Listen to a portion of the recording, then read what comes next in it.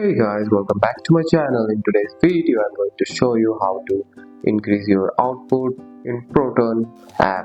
First, let's understand what output means. On Proton, output is the total power you produce, and it depends on the two things, resistance and the cadence, which means how fast you pedal. Increase your output. The first step to add resistance, try turning the resistance knob silently higher than usual. Even a smaller increase in resistance can make a bigger difference in the output. Next, work on your cadence. Cadence means how fast you pedal.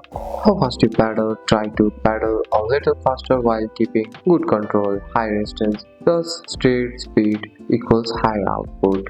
Now let's talk about breathing. The deep and steady breathing. Good breathing gives your muscles more oxygen and helps you ride stronger for longer.